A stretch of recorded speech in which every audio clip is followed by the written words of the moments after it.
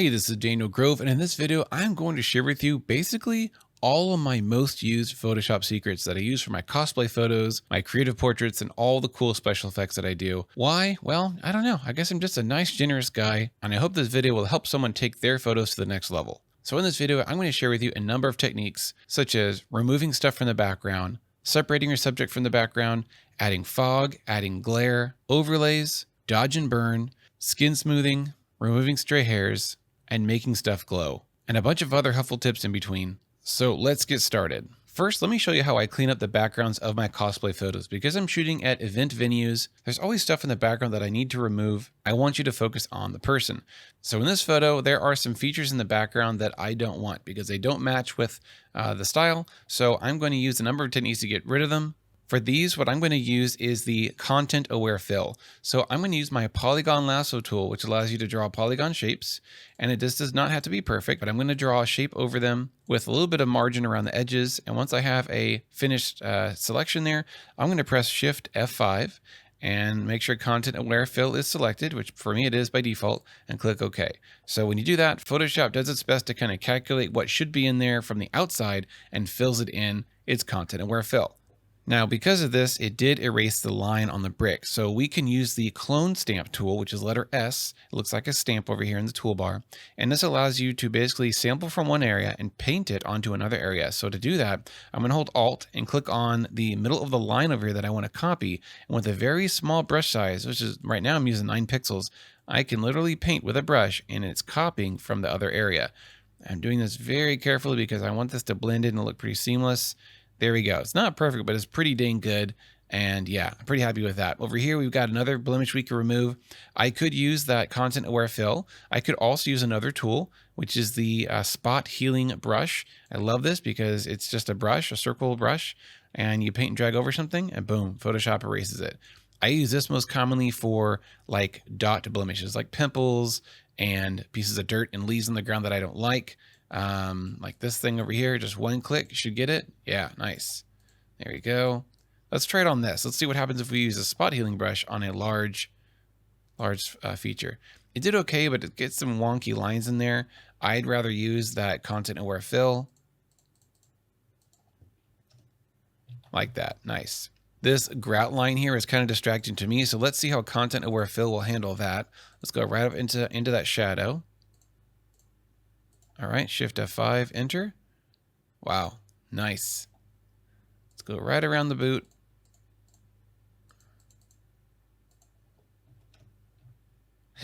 Pretty good, but as you can tell, it tried to copy some of the shoe.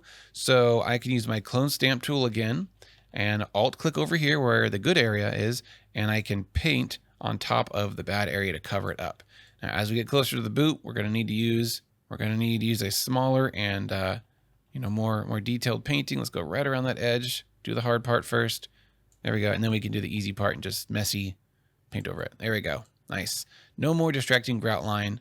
We can also remove these things. I would use the spot healing brush for these. Just drag over a little lens flare dot there. All these details draw your eye down and away from the person. And if you want an effective, impactful piece of art, you want it to be less distracting. At least in my opinion, for what I do here, I don't want it to have too much clutter and busyness. Let's get rid of that lens flare. Cool. And that is how I clean up messy backgrounds. Okay, next I'm going to talk about subject isolation. This is where you grab your person or your subject and put it on a top layer, and then your bottom layer is essentially the background, which allows you to do a lot of things. You can darken the background, you can blur the background, you can add fog behind them, fire, smoke, all kinds of stuff. And it basically takes your image to a new dimension because you almost have a fake third dimension. You have depth, you have distance from the camera. You can put stuff behind them, and then you can also put stuff in front of them. It really increases the realness of your special effects. So for this, I'm going to add fog because this is like a scary, he's protecting her. There's some kind of enemy over here, and I want this to be a dark, creepy scene. So first, I'm going to get rid of this stupid LED light that was installed at the venue. There we go. Spot healing brush to the rescue. Awesome. And then maybe these little things over here, a few clicks and they're gone. Okay, less distracting light sources, the better. Now, let's isolate them on a top layer. Photoshop has an awesome automatic tool called Subject Select. It's under the Select menu, and it's called Subject. So here we go. It's going to use some kind of complex algorithm to estimate what they are and select them. and it does a really good job. Like this type of selection here would have taken me a minute or two, and it would not be fun. That's the worst part. I mean, using up time is not good, but not having fun in Photoshop is worse. And this just saved me a lot of time. Now it does need some perfecting. This is her dress down here that did not get selected because it's dark and it's in between his legs, and Photoshop doesn't always know what's what. It missed her shoe here, very easy to fix. And yeah, it got her actually pretty good back there, a little gap there. So we have a selection. Let me show you what I would do with this, and then I'll show you how to fix it. How to, touch up the selection. So let's keep this selection. We call it the marching ants. Just leave it alone. Right click on your layer and choose duplicate layer. And let's name it foreground. Hit enter, and now we have the top layer. And now, because our selection is just there doing nothing, we can turn that into a mask by clicking on the mask button down in the layer panel. When we do that, it turns our selection into a mask. What the heck is a mask? Well, it's this black and white data that tells Photoshop what is transparent and what is opaque. So with a layer mask, anything that's black is completely transparent. Anything that's white is completely visible or opaque. And anything in the middle, like gray, all the grayscale values, those are in between 0 and 100% visible. So this right here, because it's kind of gray, is partially visible and partially transparent, depending on the gray value. So what does that mean for us? Well, we have them isolated on a top layer. Look at that. The background's gone. And I did it pretty much all automatically. Now, to touch up our selection, if you want to get really detailed and fix stuff, you can use a few different tools, such as the brush tool. So I'm going to click on my bottom layer and create a hue saturation adjustment layer, which allows me to do weird color stuff like this. And this is strictly for visual reference. This allows me to see what is on the top layer, which is them, and what is still on the bottom layer, like her shoe should be normal colored on the top layer. So now to fix our brush, like I promised, you click on your layer mask over here, this black and white thing, press B for brush. Let's make it a kind of hard brush with a pretty small size. Yeah, right around there, 50 pixels, and make sure it is pure white. Now look what happens as I paint. What's happening is I am painting on my mask layer and I'm painting white, which means visible. So now her shoe is in this top layer. See, it wasn't before. All right, now what else is missing? Oh yes, her dress right here. So I'm going to paint a really large white brush. Make sure to paint on the layer mask, not on the layer, because then you'll be painting over your people. I'm not sure where the boundary is of her dress, but somewhere around there, I think. Oh, sorry, this is actually his cape. It's the same color as her dress. Yeah, he has like a cloak cape behind him. There you go. Velvet cape, cool. Everything's good over here. He looks pretty good. Oh, we missed this little part of her shoulder. Well, not me, Photoshop. So paint white there on the layer mask. And if the edges are blurry, make your brush equally blurry too. So what I did was I decreased the hardness of my brush, which makes it more of a blurry blob instead of a hard circle. And that means the edges will match up with the amount of blur that the background image has. So really soft brush, kind of go over these edges here. There we go, cool. There we go, just matching the blurriness out of focus areas with a soft brush around the edge. That is good enough for me. I encourage you to practice this technique a few different times with different types of images so you can get good at it, because this skill is awesome. And I'll show you why, because like the next 3 or 4 techniques we'll be using a isolated subject. And I'll show you why I do this on a lot of my photos. Not all of them, but some of them. And let's get on with it. So let's add some fog to this photo. So we have the background here. Let's delete this thing, this hue saturation. We don't need it. There we go. We have the background, we have the foreground. So let's make a layer in the middle, which is essentially behind the people, but in front of this brick wall. And now if I use a B for brush and select a very soft round brush, just a normal white brush like that, and I'm going to put it to very low opacity, such as 20% opacity. You can do that by selecting the opacity control up here or by pressing 2 on your keyboard. Now if I paint behind them, we have a nice soft layer of fog. I'm going to add a little bit more up high because there's kind of just a lot of distracting background there. And honestly, that wall is like right behind them. So there wouldn't be a whole bunch of fog right behind their butt. There would be more fog behind this wall, which is generally up there. Okay. Now I'm going to make another layer on top of them, another blank layer. And with maybe opacity set to 10, just paint really lightly right in front of them. A little bit more on this right side because that's more distant from the camera. You got to think in terms of Z distance, which is like a third dimension of your photo. Farthest from your lens is her as far as subject, and what's closest to my lens is his shoulder and his hand and leg. Awesome. So let's go before and after. Decent photo. Now it's more of a story, right? It looks a little bit more like a book cover, and it just grabs your eye because you're thinking, hey, like they're in a creepy dark dungeon or something like that. And because they're on a background, I can even paint over this bright part with just like a soft black brush. Let's see how black does. There we go, just kind of blending it into that shape of that archway there. And then paint some black over here with a lower opacity. There you go, just kind of darkening things. Awesome. And over here as well. And it's great because I have them separated. I'm not ruining them. I'm not painting over them. It's just the background right behind them. Great. I think that helped the photo a lot. We do have some funny stuff going on over here just because her hair, if we look at the original, her hair is very out of focus and it's kind of red. I had a backlight. I had a red backlight behind them. So we could choose to just get rid of that altogether by just painting black over it. Remember earlier I painted white to make stuff visible? Well, we can now paint black over things as well to get rid of stuff. So the red behind her really isn't doing anything for the photo. You can't see it much anyway, other than her hair. So there we go, mostly got rid of it. We can also blur this edge a little bit too to improve the edging around her hair and get rid of some of that background that was sort of blurring in there. Awesome, that's great, big improvement. Another trick I use when I'm doing masking is to make the mask a little bit softer. I'll actually select my layer mask and I'll actually Gaussian blur the mask itself by about 2 or 3 pixels. Let's type in 3. There we go. And now the mask is blurrier. If you look at the edges here, everything has this basic level of blur added to it. And then I'll actually, selecting the layer mask again, I'll do Control L for levels. And I'm basically just darkening the whole mask, which moves it inwards. As you can see, everything's kind of squeezing inwards towards the center. You don't want to obviously go that much, but if you go just a little bit, it gets rid of some of that blur and squeezes your mask in by about 2 or 3 pixels. And sometimes that's enough to get rid of some ugly artifacts and weird things that were creeping. Like around his hair, he had some color. It's pretty much gone now. And that is great. And we got a weird little soft spot right here. Let's paint some white. There we go. Make sure his face is fully visible. Great. Okay. I'm not going to get any more OCD about this. I think you get the point. Selecting your subject, yes, it is some extra work, but look at this picture. It's like 1000% cooler. And I'm not even done with this picture. I could add some color grading, some dodge and burn, lots of cool stuff to take this photo to another next level. All right, let's move on to dodge and burn technique. So in this photo, I am first going to remove my light stand. You probably didn't even notice. Maybe you did. There you go. Boom, boom, 2 clicks. It's gone. Not too many other distracting things in the ground. Little piece of leaf there, you know, just standard procedure here. Get rid of anything that draws your eye. Now I'm going to isolate him on a top layer, and then I'm going to show you how to dodge and burn non-destructively. That means that you can always undo what you've done, and it doesn't actually affect the pixels of the subject. So subject, select. There we go. Pretty good selection. Got his shoes. It didn't get his sheath right there. His swords, it got pretty nice. Now, the sharper your image is, the better your auto select will be. He's very nicely in focus, except for this guy. He's kind of soft, so Photoshop didn't quite catch it. That's all right. Few clicks and it'll be included. So let's duplicate that layer, enter, click on the mask button, and boom, we got our layer mask. We can paint in this sheath.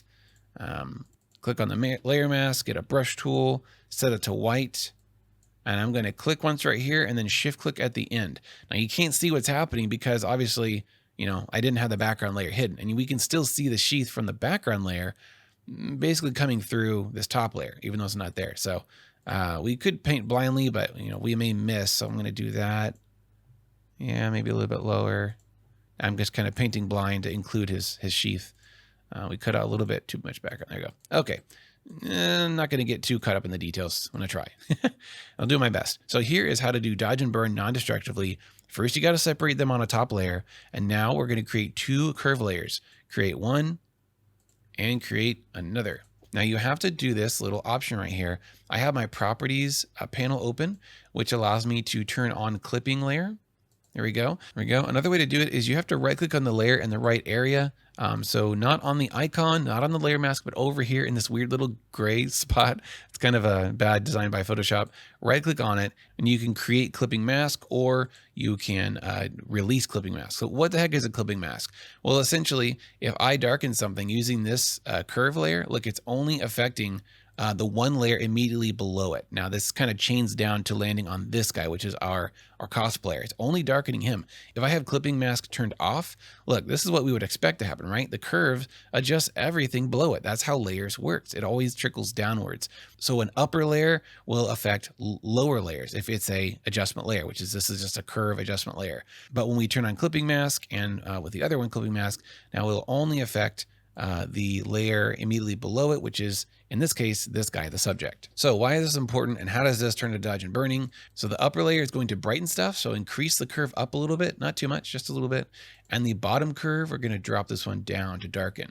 Now let's go to the layer mask, just like this has a layer mask. So do adjustment layers. And this is really powerful. Let's control I to invert it and the other one as well. So now nothing's happening. This is how the original image looked. However, if we paint with a white brush, watch what happens. I'm going to paint with, I'm going to paint over kind of this highlight on his shoulder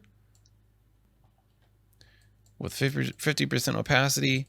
And I'm painting over the highlights of the image that are already there. I'm enhancing the highlights of his muscles.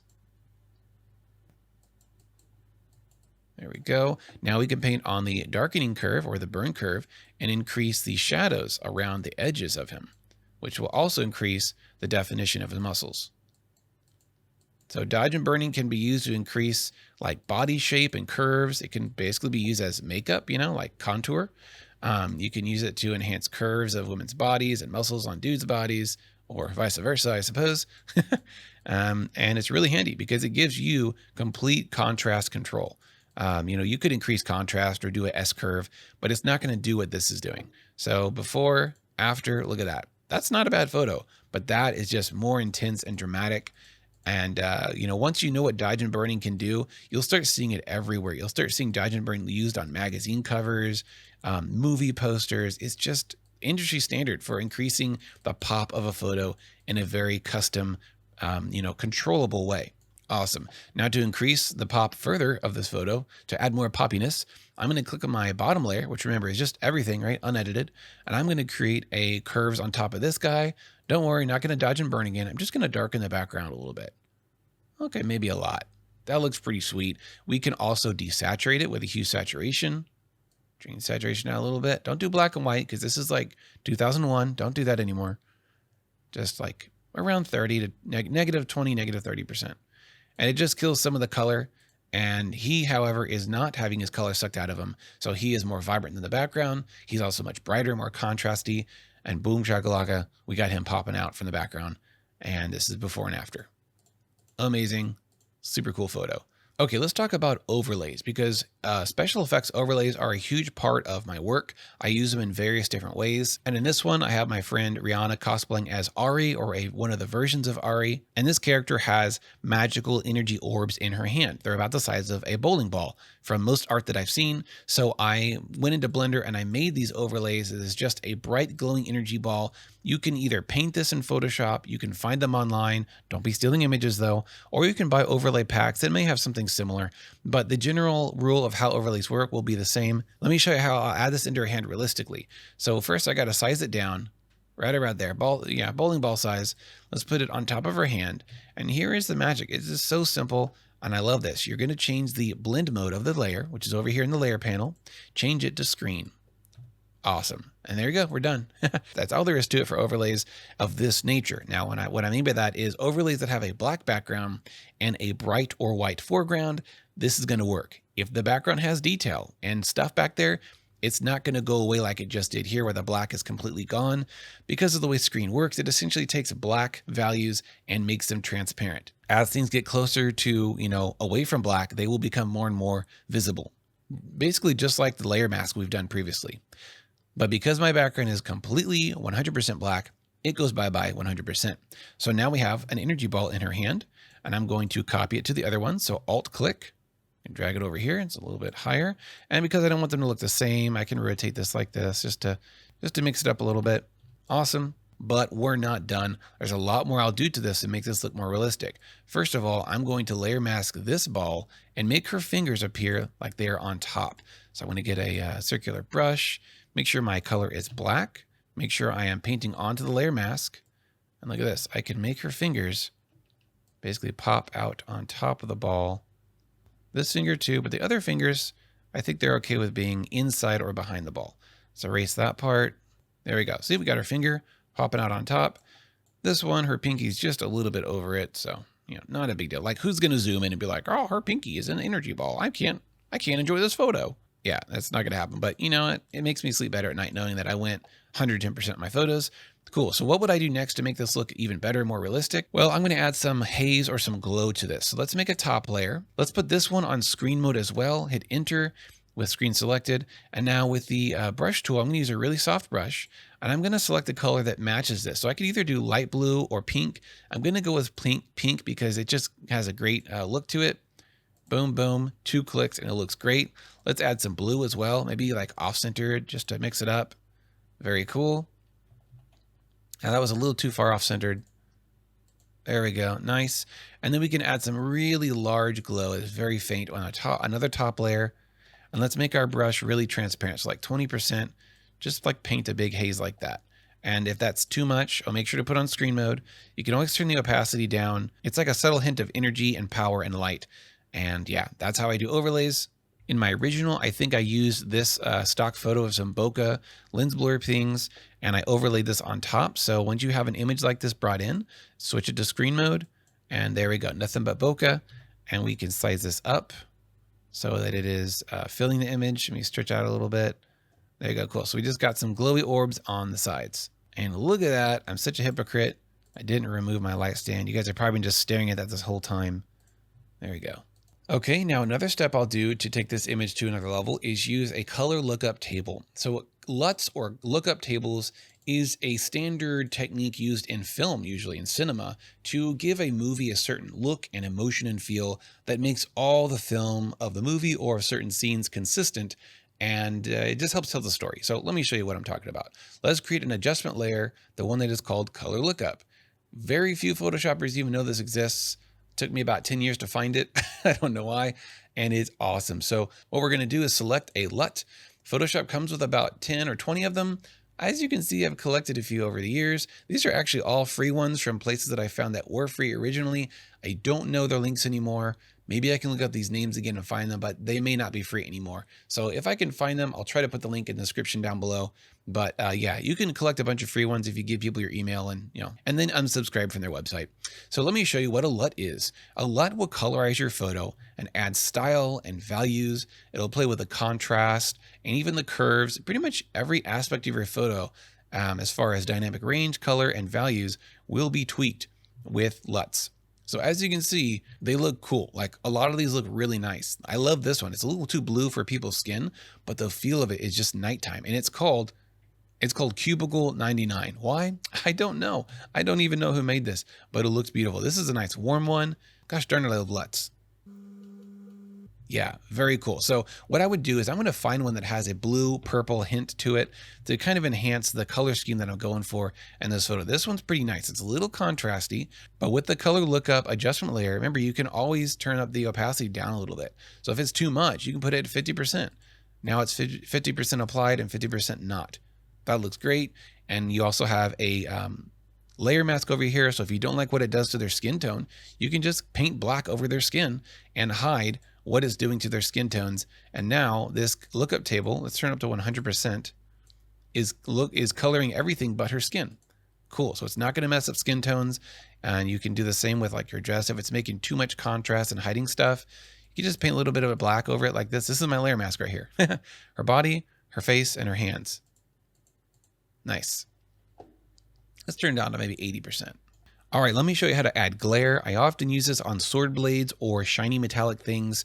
This blade is pretty much glaring already. Like the white value of this is pretty darn near pure white. So I'm going to run with that and add a realistic glare on top of this metal surface. To do this, make a empty layer, B for brush, get a nice soft brush, and make sure you got pure white. You can do that in the color panel, or you can press D to set your colors to black and white, and then X to invert them. If you look over here, let's say I could just get like random colors, right? I've been painting on who knows what. If I press D, it makes them black and white, and then X will invert them back and forth. So now I've got 100% white, and I'm going to click one time. Boom, that's a nice glare. You can make it a little bit bigger if you want to exaggerate it. And you can also use lower opacities. So it's not like super in your face, but it's like a nice soft touch. You can even add glare to other metallic surfaces, make the brush much smaller. And I'm going to paint with like 40% opacity. There we go. Just tiny little glints of light reflecting off the hottest, brightest spots of my subject. Don't go painting a glare on a dark area. That's not going to look right. You got to roll with what's really there and just paint over the brightest actual real highlights in your photo. And then make sure that is on screen mode. That'll really help it glare right. And now we've got a nice anime glow or glare that's very cinematic and just adds some style and vibe to your photo. All right, let's talk about skin smoothing. I'm not a big retoucher. I don't like to make people look like porcelain dolls or Barbie dolls, but there is a point where I will do some skin smoothing for a few reasons. First of all, makeup can become textured if your subject is sweating a lot, and cosplayers get hot. This convention wasn't September 1st and 2nd. It's pretty hot in Texas. So she doesn't look bad at all. Like, she looks fine. But I have seen people get sweaty and foundation starts to crack and just stuff happens. There's also sometimes a character that needs completely smooth skin. She's actually, spoiler alert, not a human. She is cosplaying as 2B from Nier, and she's an android. So I'm going to smooth her skin a little bit past the normal point that I would. And let me show you how to do that really easily. We're going to do select and color range. And with sampled color selected, actually that looks pretty good already, but I'm going to click on her skin one click and then hold shift and just drag, click and drag over the skin areas only so that it is selecting the colors of her skin, right? And it's basically making a selection based on color. That's great. That's perfect. Click OK. And there we go. We have our skin selected. Now we can do whatever we want to it. I'm going to go to blur, surface blur, and let's move this over here. We can move around this preview. And what this filter does is it blurs stuff based on a certain level of detail. So the threshold here, if we set it really like high, it'll just basically blur everything. But as we get below that 20 value, it's starting to get more picky about which things to blur and soften. So I'm going to put this at 15. You also have a blur radius, which is kind of a subtle effect of the larger Gaussian blur. I'm going to click OK. There we go. There's still some skin texture, which is great for humans, but we have a nice, soft smoothness over her skin tones. And it didn't blur anything else in the photo, except for other skin areas that match that color selection we made. Okay, another thing I run into is the orange safety tips on prop guns. This is, I think, a law. It's a good idea to have an orange tip on prop guns because obviously you might freak someone out pulling out a gun. Going into conventions, it's good to know what guns are fake. So we're going to erase this though for the photo. I don't know if I'm breaking laws erasing this or freaking people out as a result of this, but this annoys me. It kind of kills the vibe of the photo. I want things to look realistic. So I'm going to make a hue saturation adjustment layer, and I'm going to drop the saturation all the way down. But what is this doing? It's dropping the saturation of everything. I don't want it to do that. I only want it to affect the tip, just the tip. Sorry, I had to. So let's invert the layer mask by pressing Control I after you select this thing over here. And now hue saturation is doing nothing because our mask is all black. So if we paint with a white brush, look, we're basically bringing it right back, but only over the orange piece. Nice. Now it's still kind of bright and weird. So let's go back to our hue saturation adjustment over here and just lower the lightness to match the gun. Somewhere you can just make it all the way black or just somewhere around there. Awesome. So now I am no longer staring at a orange piece of plastic on a gun, and I'm just enjoying the photo for what it is. Oh, we got some light fixtures. We got to remove spot healing brush. Boom, boom. Gone. Awesome. I'm a little bit of a neat freak with my photos, but you know what? That sets me apart from the other photographers who just don't care about that stuff. Okay, two more things. The last one being one of my favorite. I'm going to show you how to fix stray hairs because my gosh, wigs are a pain in the butt and they often get frizzy and crazy and do this at cosplay shoots, especially when you're outside in the wind or the heat. So let me show you how to fix this. There are a few ways to fix this. The quickest and easiest way to do it is the spot healing brush. And you basically want to get a small brush size, almost as big as the hair, but a little bit larger, and trace the hair. Yeah, I know you probably thought, what, easy? That's like a lot of work. I don't want to trace every single hair. Well, that's how it works. There is another method which takes a little bit more work, but the payoff might be better. We're going to select her head and the good part of her hair and put it on a top layer. And then we're going to paint over these stray hairs underneath. So to do that, I'm going to press Q, which gets you into quick mask mode. You may notice our layer over here is all red. That's because we're in quick mask. And what that means is we can use the brush tool, which is B, and now we can paint. But instead of actually painting onto the layer, we're now just painting a selection, which is really handy. So I'm going to turn my softness down a little bit, size up. And I'm going to paint over her head, maybe a little bit harder, because we do want a little bit of a hard edge around the hair. Yeah, there we go. I'm going to paint over the good parts of her hair, the white part, not including the strays. Now I am doing single clicks, but I'm holding shift, which, as you see, it draws a straight line. It just makes things a lot less tedious. Okay, so holding shift, doing some single clicks, trying to stay over her body and the good hair part, not the strays. Over here, I'm going to show you why, because it's awesome. Once you get this done, you get the dirty work done or up front, then you can have fun doing the Photoshop magic afterwards. Okay, so we're done with the hard part. Press Q to get out of that. Press Control-Shift-I to invert our selection. So now it's actually her selected and not the background. Before it was the opposite. So we're going to do duplicate layer and make it into a mask. So now we have this, right? This is the painting we just did. We painted a selection and now it's a mask. So we have her on the top layer and the rest of her with her messy hair on the bottom layer. So here is the fun part. Select your bottom layer, press S for clone stamp, size it up a little bit, and sample a clean area with no hairs of the background and paint over it. Look at that. Voila. Amazing.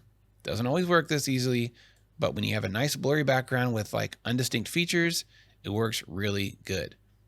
And that is incredible. Okay, let's do over here.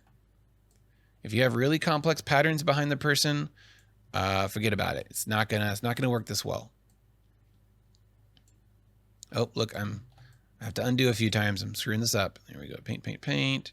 I'm getting too close to her over here. Paint, paint, paint. Let's get some of that. Let's just do the color black. Just a nice black brush to paint over this empty black area. Now let me show you what's happening to our bottom layer, because that's what we're painting on. Look at this. We're erasing the strays, right, around her edge of her head, but the top layer is the opposite. So when we bring them together, it looks great. Let's fix up this area over here. Oh, it's my mask. I need to fix my mask. There you go. I'm painting black onto that layer mask, getting rid of the stray hairs, and then I can go back to my base layer and just paint over and fix it. Sweet. So she looks awesome in her costume. Her wig looks good. And those are 2 ways that I remove stray hairs. Now, the last one here is probably my favorite because I'm a huge Star Wars fan. I saw this guy walking by. He wasn't even on my shoot schedule. And I said, "Excuse me, sir, would you like a free cosplay photo? I love Star Wars and I'd love to take a cool picture of you." And yeah, I'm pretty sure the photo he got blew his mind. I think it's pretty cool, don't you? So here's how I did the lightsaber portion of it. We're going to zoom in a little bit and switch to our polygon lasso tool. And we're going to do 1 click at the base corner of the saber. Drag your mouse up. Click again up here. Again, right there. We're just drawing a flat square, essentially, over the blade. Right there. And now I am going to follow the curve of this cylinder a little bit. Down here, a little 3D curve. There we go. We have the blade completely selected. Now go up to Layer, New Fill Layer, and Solid Color. Just name it Saber Blade, because this is just like the white glowing part. And make sure it's pure white. Don't use a color. This is not how lightsabers work. They do not have solid color in the middle. They have white in the middle and then a glow around the edge.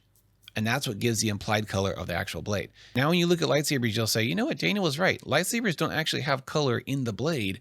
They have a glow of the color. It took me a while to figure that out, but once I figured it out, it made my lightsabers look 1,000% better. So now that we have this thing right here, which is just the white piece, double click on it, and that'll get us to the layer style dialog. We're going to turn on outer glow, make sure it's on screen mode, make sure the opacity is all the way up, and pick the appropriate color for the lightsaber. This version of Anakin still has his blue saber, so I'm going to keep that blue. You want to make sure that the glow is essentially as thick as a lightsaber blade itself on either side. Let's just throw a number out there. Let's pretend this saber blade is 200 pixels wide in this image. We want the glow to go 200 pixels this way and 200 pixels out that way. Any smaller and it just looks kind of weak and unimpressive, and too big, it's just kind of weird and distracting. So there we go. You can also play with the range to kind of push it outwards or pull it inward. That's basically it for the lightsaber glow. Another thing you can do is turn on inner glow and put it on normal mode. Pick the same color, maybe a little bit paler, a little bit whiter. And yeah, you can basically add some inner glow on the inside of the blade, but don't do this. Don't make it super soft because that doesn't look like it's like pure energy. It looks weak, but you're just going to want to soften the edges a little bit like that. And then turn the opacity down where it's just a hint of inner blue. Right on that inner edge. Yeah, that looks nice. That's pretty movie accurate right there. Now, using some of the same techniques that I showed you earlier in the video, we can soup up this image a lot. So first, I'm separating him from the background. Now I'm going to paint some fog behind him, make another layer. And on this, I'm going to paint some red behind him, and then some orange to give like the impression of like fire and flames. Turn that down a little bit. Can paint some fog in front of him as well. Give some atmosphere and depth to the photo. Nice. I'm going to make a layer over him and turn on clipping mask. So right click right there. And what this does with a clipping mask, like we did earlier with the dodge and burn, if I paint on this layer, look at it, it's only going to affect him. Isn't that weird? So why do I do that? Well, I can now add kind of this edge glow coming from the background around his body, because this like stark contrast between him and the foggy background just does not do it for me. So I'm going to paint a very, very light edge layer of fog. I know it doesn't like make sense physically and like scientifically, but visually it just helps blend people into the background better. We got some funny masking going on right there. We can fix that. There we go. Cool. Remember, you can always turn this layer down with the opacity. There we go. So with and without it, yeah, I think you can tell it helps a lot. Maybe turn down a little bit. Let me fix this masking over here because it's driving me crazy. Awesome. Now I'm going to do some dodge and burn to this guy to really add some drama to it, which he definitely needs because he's Anakin. He's full of drama. Turn on the clipping mask is turned on. You see that little down arrow? Great. Now we can paint on the layer mask of this darkening curve to really add some nice grit to him. Darken areas strategically that would be away from the light source, and brighten the areas that would be in the light source, such as your photography light and or the lightsaber, because that is a light source too. But I definitely want to add some darkness to his face and his features. And then we'll do the brightening curve next. Make an upward curve, invert the layer mask, Control I. And yeah, let's paint on that. Add some brightness over here because of the lightsaber.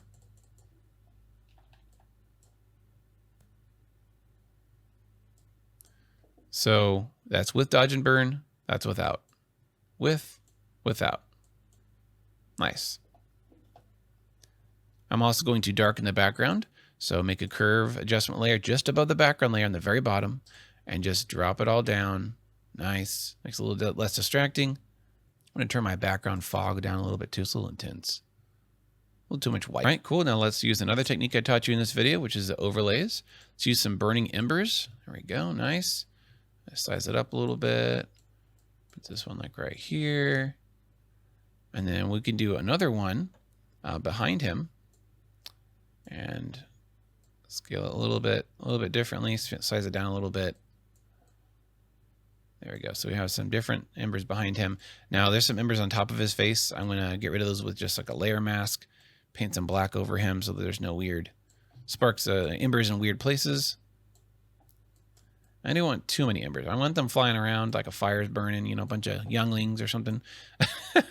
But I don't want it to distract it from him. Awesome. And then last touch is the color lookup. I always put this right on top so that it kind of just makes everything glued together with a nice color LUT. So let's try to find something that's like dramatic and gritty. This one's kind of cool. It's a little more on the tan side, not really like cool or cold as far as color temperature, but kind of movie posterish. I like it. Let's go drop it down to 80%. Oh, oops, my color lookup table was not on top. Oh, I messed up my my edge fog with a clipping mask thing. There we go. Let's fix that. Create clipping mask. There we go. Giving him that edge brightness so it doesn't look too copy and pasted. There you go. And if you have bright glows behind someone, do that as well with the color of that glow. So let's put this color lookup table on the very top because it wasn't. There you go. Yeah, and everything looks nice and consistent. Sweet. Well, I hope you enjoyed this video. Hope you learned awesome tricks. Again, these are like my top secret editing tricks that I really haven't shared many of these. So I hope that someone out there finds this useful. Show me your edits. I love seeing y'all's work when you use my videos, and have a great week editing.